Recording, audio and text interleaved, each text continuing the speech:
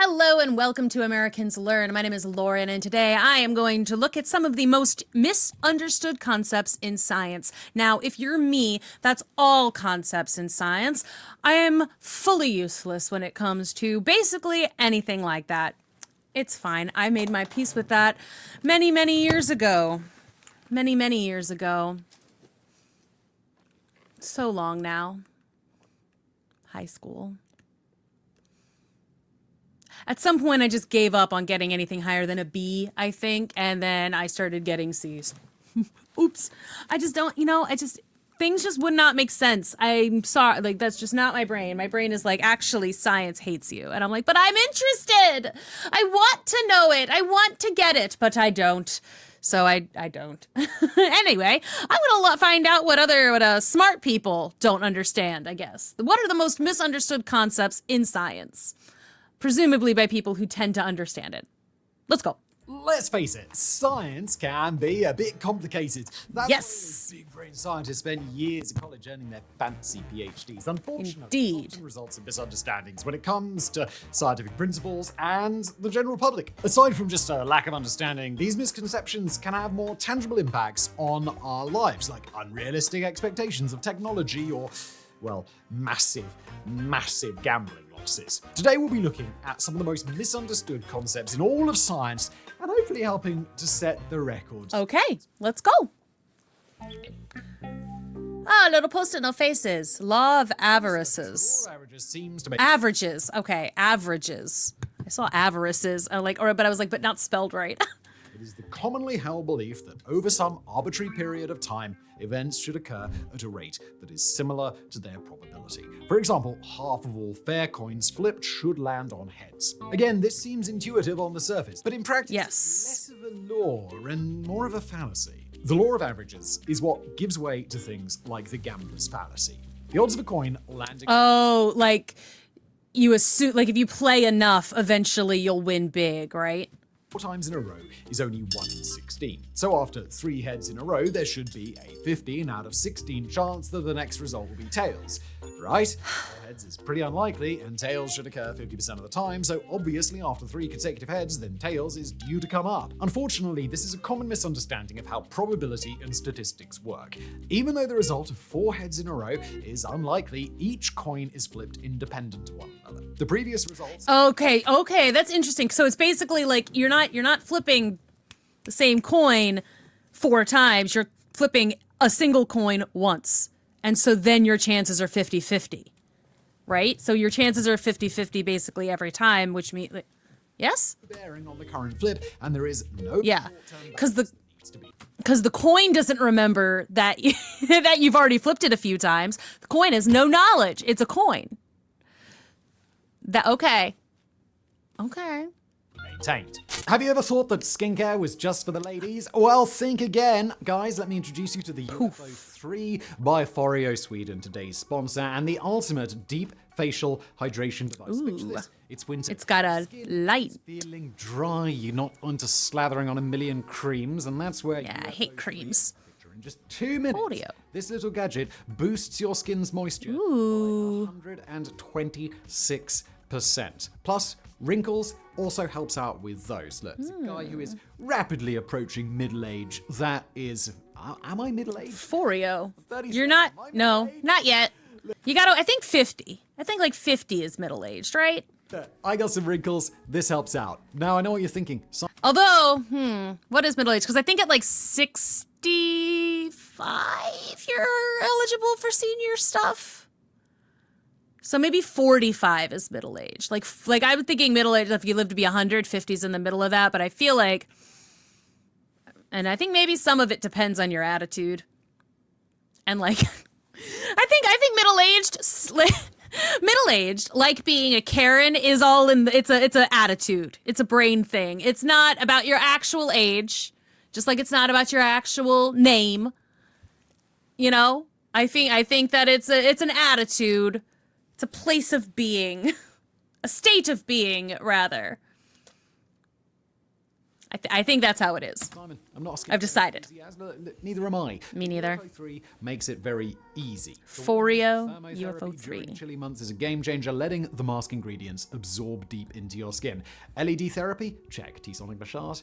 T-sonic massage? Check. Cooling cryotherapy to depuff and firm your skin? Yes, yes, yes. Plus, if you're looking for the perfect Does that stuff work? special someone, or maybe even yourself, UFO 3 is it. Ready to give it a shot? Click the link below to get 30% off and an extra 10% off if you use the code 10SIDEPRG.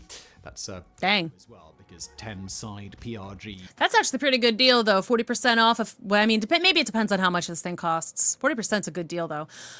But does this? I just have to wonder. Does the light thing actually work? If I want to stick my face in an LED light, I've got a ring light, right there. You know, it's is that a thing? Is that real? The cryo stuff.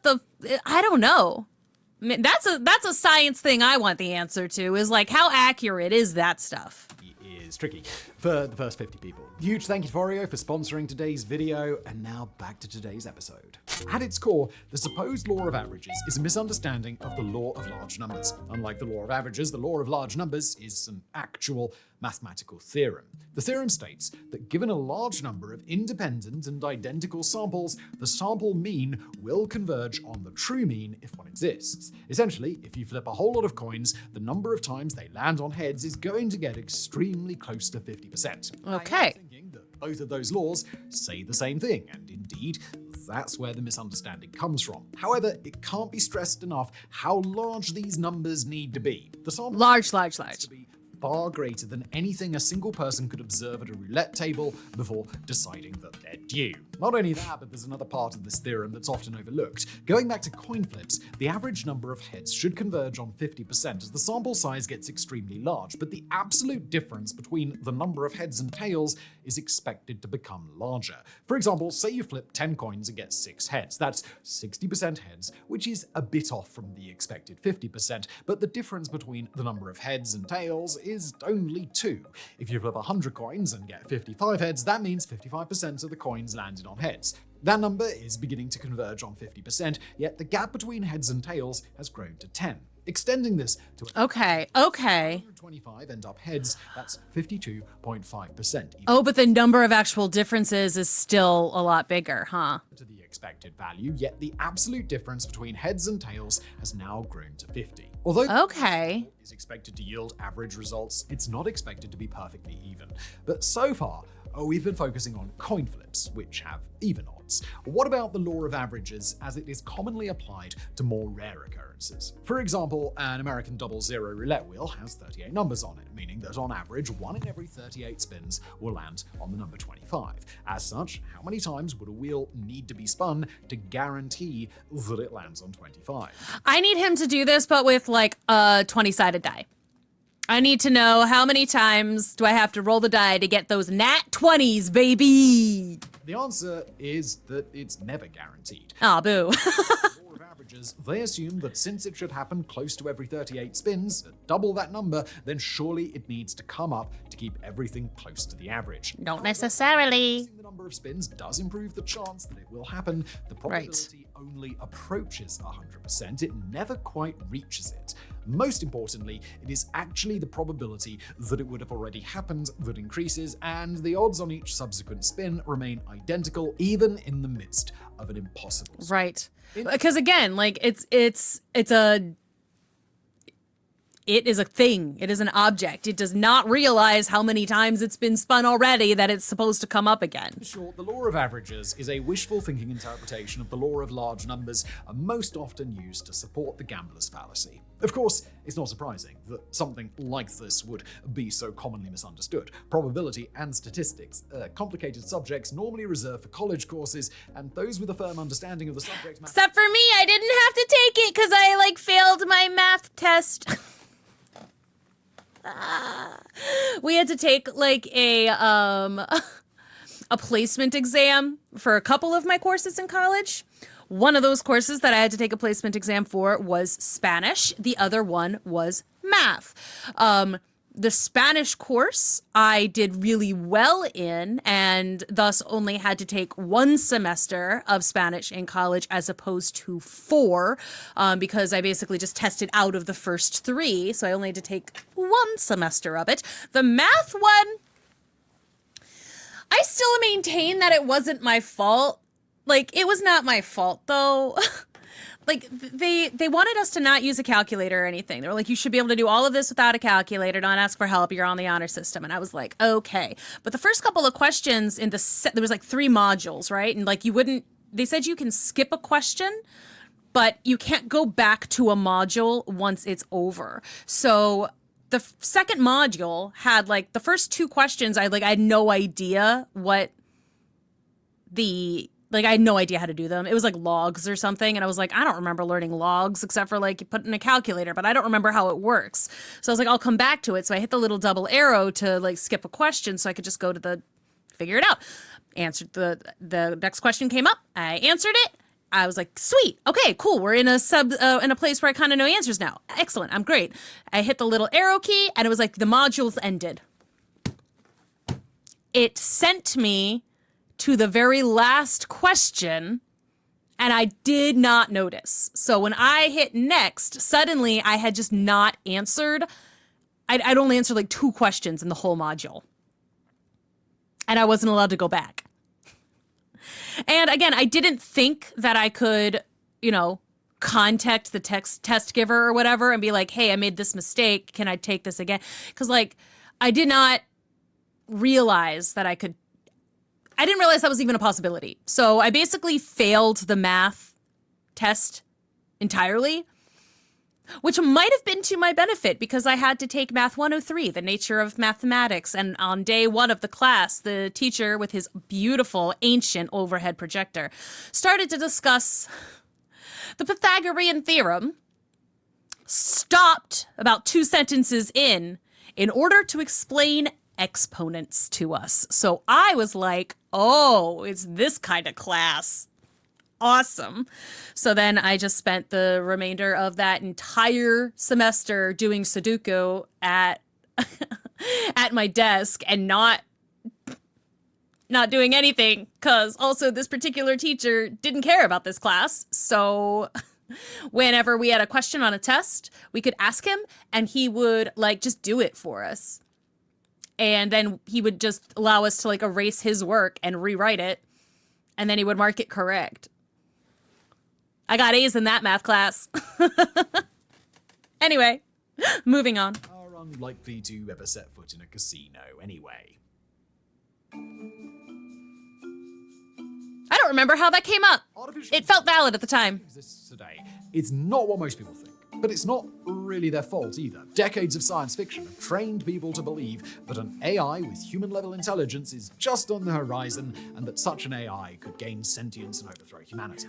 And with advancements in chatbots powered by large language models, many people believe that those disastrous outcomes are an imminent threat. Thanks to the way that chatbots like ChatGPT operate, it's easy to see why many people think that AI is approaching or even exceeding human levels of intelligence. There are even countless articles reporting that various chatbots have passed Turing's imitation game, also known as the Turing test. The Turing test involves a text-only chat involving human subjects, AI subjects, and an interrogator.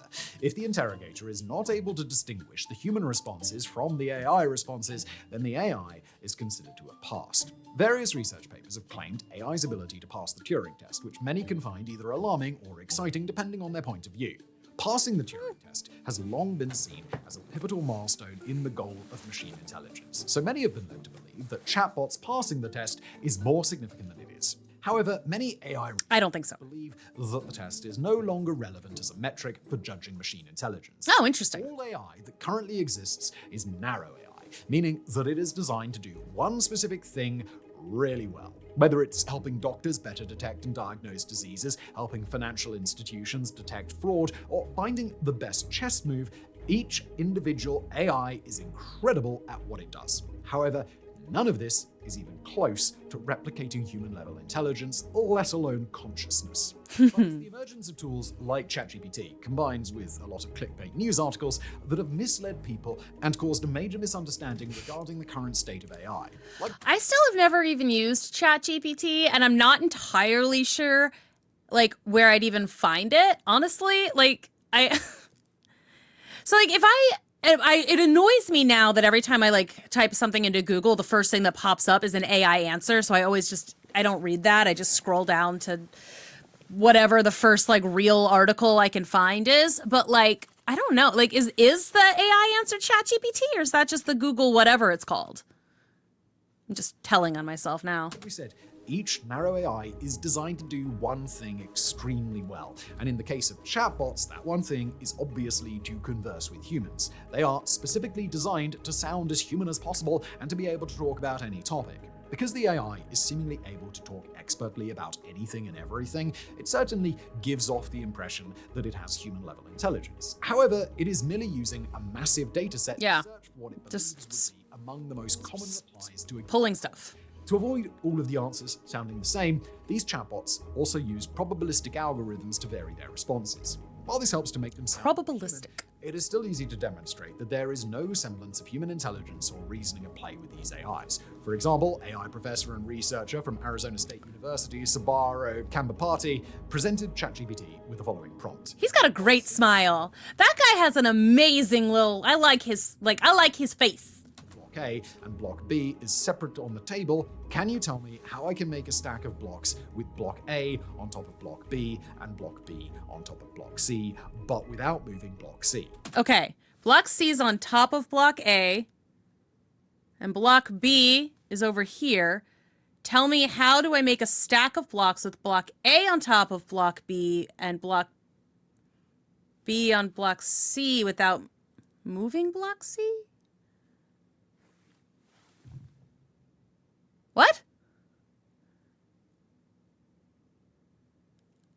What?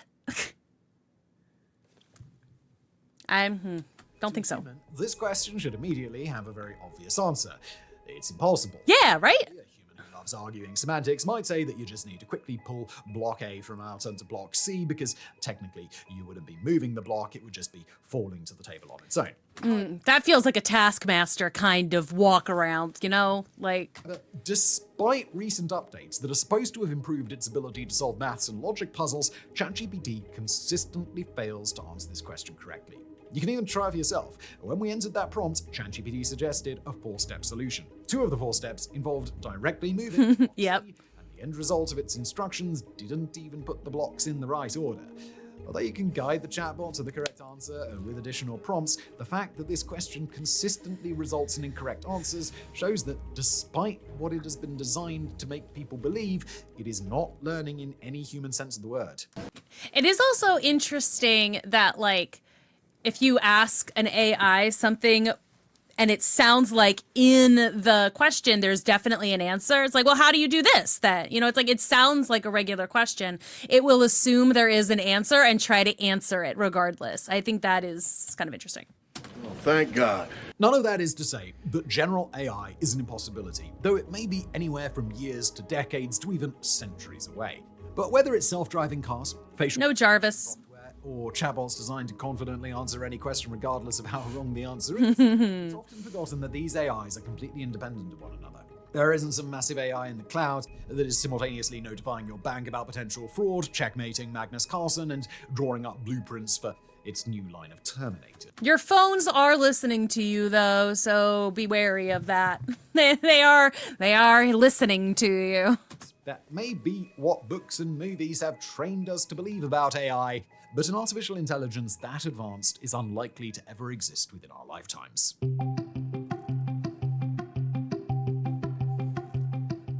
Evolution is perhaps the most commonly misunderstood concept in all of science, and there are countless misunderstandings about it. The fact that people can ask in earnest, if humans evolved from monkeys, then why do monkeys still exist, and why aren't they having human babies, shows just Yeah, that's... People ask that? has been taught. That said, the question does highlight a couple of important misconceptions about evolution. First, humans did not evolve No, there was a common ancestor. apes, the monkeys, and are considered part of the great ape family. But we did not evolve directly from them because evolution is not a linear process. No. Our last common ancestor was a primate that lived somewhere between 5 and 15 million years ago. And from it, humans and chimpanzees both evolved separately. Not Right. only can a species have branching evolutions, but one species evolving into another does not necessitate that the original species go extinct. That's not to say that it couldn't happen if the new species was able to vastly outcompete the original, but it doesn't always have to happen. Evolution is typically a slow process that Very begins slow. with a small population reproducing over time. While this might eventually cause the extinction of the original species, the new trait that evolved may instead be something that fills a specific niche and allows them to acquire resources without needing to compete with the original species. That said, while a species may evolve in a way that fills a niche, such as woodpeckers or other drilling birds that can access food sources other birds can't, it's important to remember that the species didn't evolve to fill that niche. Right. That's because evolution doesn't have any goals. Evolution isn't trying to create the Nope, best it just happens. all designed to fill specific needs of an ecosystem. Evolution is completely random, and the traits that get passed on are guided by the process of natural selection, also referred to as survival of the fittest. However, don't let that name fool you. Survival of the fittest does not mean it is physically the strongest, nor does it suggest that the species that survived have evolved to be adapted to their environment as best as possible.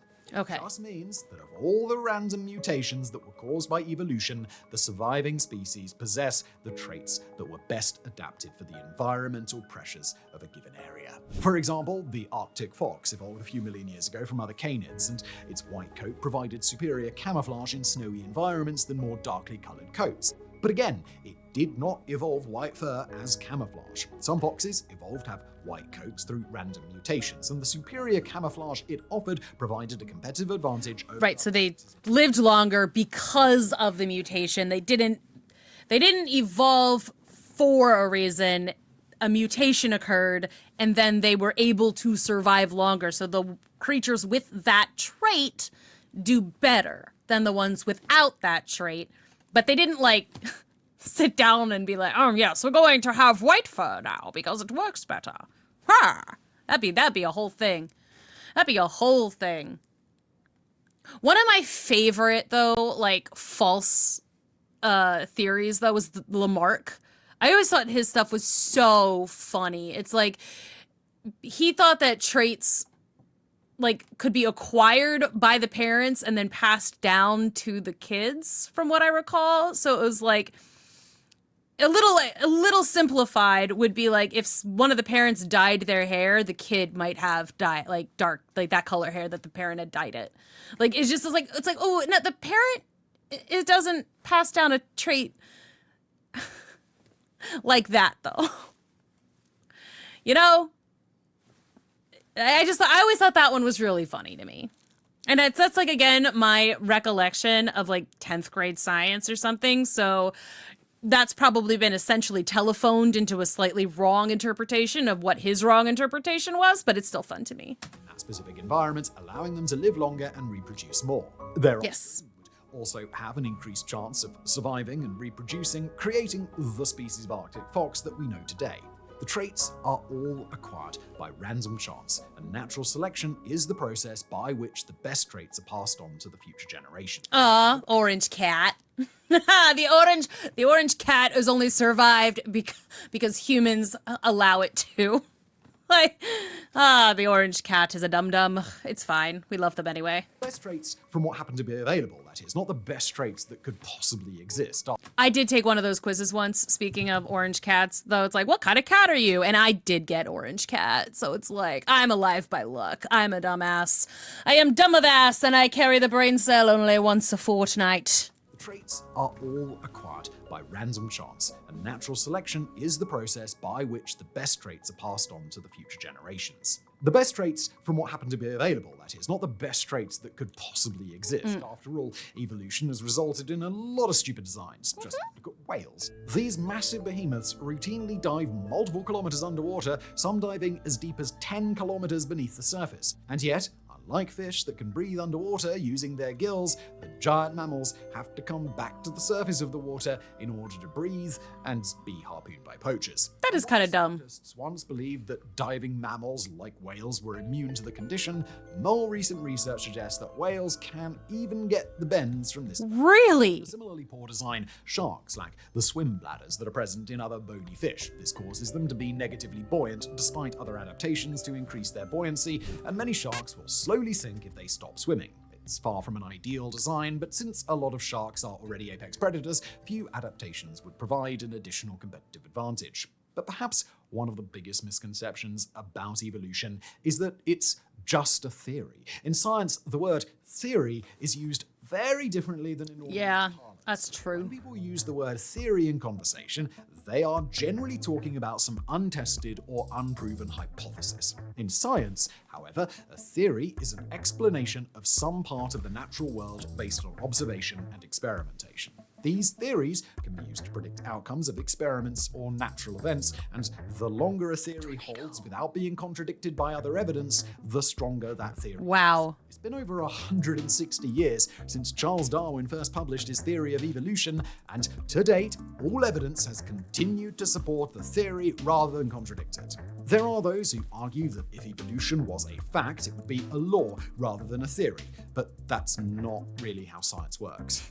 The oversimplified explanation is that laws explain what happens in the natural world, usually through mathematical equations, and theories explain why it happens. Oh, cool. Law of gravity and a theory of gravity. Although the idea that evolution is just a theory What and what? has largely been perpetuated by creationists who are unable to reconcile evolution with their own Yeah. beliefs, the fact is that evolution has been confirmed experimentally. Microscopic organisms have extremely short lifespans, which means that evolution that requires many generations to take place can be observed in a laboratory setting. This is far from a comprehensive examination of all the misconceptions about evolution. Yeah, it was only like 2 of them. Seemingly endless. Just remember that evolution is not a linear process. Traits evolve randomly, with the best ones available being passed on through increased reproduction, and that, well, whales are kind of stupid. Aw, sorry, whales. Sorry, this turned into a slander on whales for some reason. I wasn't expecting that, Simon. But anyway. Okay, I feel like I learned something. And there, like, some of that I actually did kind of know, so that makes me feel happy. I knew some of that stuff at the end there. The law of averages is makes sense when you explain it in the way he explained it. So I appreciated that as well. Again, I feel like cool, fun. I like learning stuff like that. And I think he explains science in a way that makes me want to listen to him. I feel like a lot of the time I hear about a topic and I'm like, oh, that's interesting. And then as soon as they start talking about it, I'm like zoned all the way out. I don't zone out as much when it's him. So thanks, Simon, for making me actually listen to science stuff. No matter how much I really want to listen to others talk about it, it doesn't always work. Anyway, thank you so much for watching. If you want to see more stuff like this, go ahead and let me know in the comments below. Hit that like button. And I will see you in the next video. Bye-bye.